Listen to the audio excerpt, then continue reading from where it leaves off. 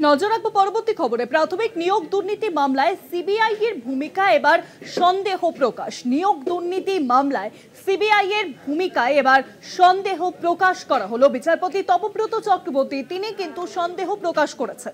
রাজ্যের সব নিয়োগ দুর্নীতি মামলার তদন্ত করছে সিবিআই বা ইডি।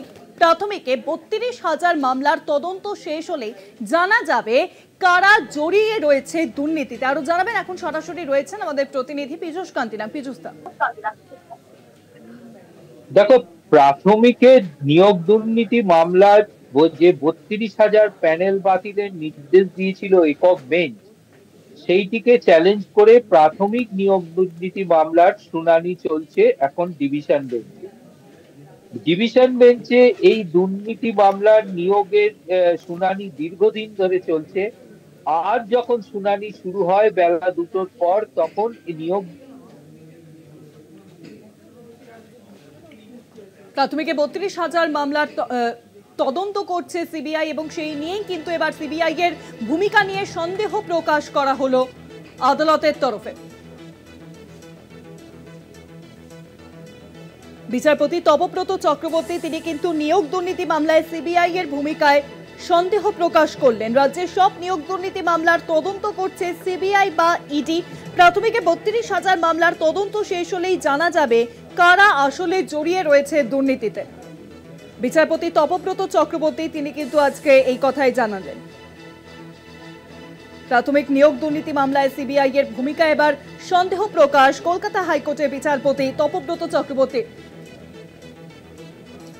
আবারও সরাসরি চলে যাব, সঙ্গে রয়েছেন আমাদের প্রতিনিধি পীযূষ কান্তিনা। পীযূষদা, যেমন আপনি বলছিলেন, দেখো, প্রাথমিক দুর্নীতি নিয়ে নিয়োগ দুর্নীতি মামলা দীর্ঘদিন ধরে শুনানি চলছে কলকাতা হাইকোর্টে বিচারপতি তপব্রত চক্রবর্তীর ডিভিশন বেঞ্চ। একক বেঞ্চ এই ৩২,০০০ চাকরি বাতিলের নির্দেশ দিয়েছিল, সেইটিকেই চ্যালেঞ্জ জানিয়ে ডিভিশন বেঞ্চে মামলা হয়। এই দীর্ঘ শুনানি চলছে। আজ শুনানি শুরুতেই বেলা ২টো শুনানি শুরুতেই এই নিয়োগ দুর্নীতি মামলায় সিবিআই এর ভূমিকা নিয়ে সন্দেহ প্রকাশ করলেন বিচারপতি তপব্রত চক্রবর্তী। বিচারপতি মন্তব্য করেন যে রাজ্যের সমস্ত নিয়োগ দুর্নীতি মামলার তদন্ত করছে সিবিআই এবং ইডি।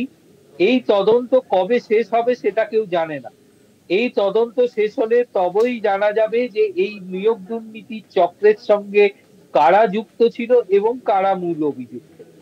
এরপরেই তিনি আবেদনকারীর আইনজীবীকে প্রশ্ন করেন যে ধরে নেওয়া যাক একটি নিয়োগ প্রক্রিয়ায় ব্যাপক দুর্নীতি হয়েছে, যারা এই নিয়োগ প্রক্রিয়ায় অংশগ্রহণ করেছে তারা যে ওই দুর্নীতির সঙ্গে যুক্ত, সেটা কিভাবে প্রমাণ করা যাবে। আবেদনকারীর আইনজীবী কুমারজ্যোতি তেওয়ারি দাবি করেন এরা প্রত্যেকেই সুবিধাভোগী, একটা নিয়োগ প্রক্রিয়ায় অংশগ্রহণ তারা করেছে এবং অন্যায়ভাবে তারা এই নিয়োগ প্রক্রিয়ায় অংশগ্রহণ করে চাকরি পেয়েছে। বিচারপতি তপব্রত চক্রবর্তী সেই সময় মন্তব্য করেন যে অ্যাপটিটিউড টেস্ট নিয়ে প্রশ্ন করা হচ্ছে এবং একক বেঞ্চ সেই প্রশ্ন তুলেই এই বাতিল করেছে। যদি কোনো অ্যাপটিটিউড টেস্ট না হয়ে থাকে তাহলে সেটা প্রশিক্ষিত এবং অপ্রশিক্ষিত দুজনের ক্ষেত্রেই হয়, তাহলে আদালত কিভাবে সেটাকে আলাদা করবে? এখন যদি আদালত ৩২,০০০ অপ্রশিক্ষিত প্রার্থীদের চাকরি বাতিল করে, তাহলে প্রশিক্ষিত প্রার্থীদেরকে ছেড়ে দেওয়া হবে? তার কারণ তারাও তো ওই নিয়োগ প্রক্রিয়ায় অংশগ্রহণ করেছে। তাদের তাহলে মামলায় যুক্ত করে তাদেরও বক্তব্য শোনা প্রয়োজন, অর্থাৎ এই মামলায় তাদেরকে সংযুক্ত করতে হবে। বা তিনি প্রশ্ন রাখেন যে এই সময়ের মধ্যে তারা যে চাকরি ৫ বছর সম্পূর্ণ করেছে, তাদের নিয়োগ প্রক্রিয়া শুরু হবার পর থেকে ৫ বছর পূর্ণ হয়ে গেছে। যদি ২ বছর আরো এই মামলা চলে তাহলে আরো ৭ বছর সম্পূর্ণ করে ফেলবে।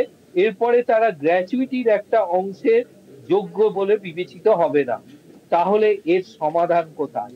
অর্থাৎ বিচারপতি তপব্রত চক্রবর্তীর প্রশ্ন যে অবিলম্বে এই তদন্ত শেষ করে বিচার প্রক্রিয়া শুরু করে বিচার প্রক্রিয়া নিষ্পত্তি করা প্রয়োজন, তবেই যারা এই চক্রের সঙ্গে যুক্ত আছে তাদেরকে চিহ্নিত করা যাবে। আর যে অভিযোগ উঠছে যে একটি প্রশিক্ষিত এবং অপ্রশিক্ষিতরাও চাকরি পেয়েছে, সেক্ষেত্রে বিচারপতি প্রশ্ন যে অ্যাপটিটিউড টেস্ট যদি না হয়ে থাকে তাহলে দুজনের ক্ষেত্রেই হয়নি, তাহলে যদি একজনরা চাকরি পান, অপরজনদের বক্তব্য আদালতকে শুনতে হবে, তাহলে এদেরকে মামলায় সংযুক্ত করতে হবে। বিচারপতির তৃতীয় মন্তব্য, যে যারা এই 5 বছর ধরে চাকরি করে এলো, আরো 2 বছর কলকাতা হাইকোর্ট সুপ্রিম কোর্ট পেরিয়ে যদি আরো 2 বছর এই মামলা চলে, তাহলে 7 বছর তারা সম্পূর্ণ করে ফেলবে। তাহলে তাদের গ্র্যাচুইটি অংশের যোগ্য কি করে বিবেচিত, গ্র্যাচুইটি হিসাবে পাবে যে তারা যে যোগ্য বলে কিভাবে বিবেচিত হবে। সুতরাং এর একটা সমাধান বার করতে হবে। সেই সমাধান খোঁজার লক্ষ্যে বিচারপতি আইনজীবীদের নির্দেশ দিয়েছেন যে এই বিষয়গুলিকে মাথায় রেখেই তাদের সওয়াল পর্ব করার জন্য, এবং আদালত এই বিষয়গুলিকে মাথায় রেখেই কিন্তু বিচার প্রক্রিয়া চালাবে। আগামী 11ই সেপ্টেম্বর এই মামলার আবার পরবর্তী শুনানির দিন ধার্য করেছেন বিচারপতি তপব্রত চক্রবর্তী। অনেক ধন্যবাদ পীযূষ দা, সরাসরি ছিলেন আমাদের প্রতিনিধি পীযূষ কান্তিনাথ। প্রাথমিক নিয়োগ দুর্নীতি মামলায় এবার সিবিআই এর ভূমিকা নিয়ে সন্দেহ প্রকাশ করলেন বিচারপতি তপব্রত চক্রবর্তী। বিচারপতি তপব্রত চক্রবর্তীর বেঞ্চে কিন্তু দীর্ঘদিন ধরে প্রাথমিক নিয়োগ দুর্নীতি মামলার তদন্ত চলছে, আর এবার তিনি সন্দেহ প্রকাশ করে বলেন রাজ্যের সব নিয়োগ দুর্নীতি মামলারই তদন্ত করছে সিবিআই বা ইডি। প্রাথমিকে 32,000 মামলার তদন্ত শেষ হলেই জানা যাবে কারা আসলে জড়িয়ে রয়েছে দুর্নীতিতে।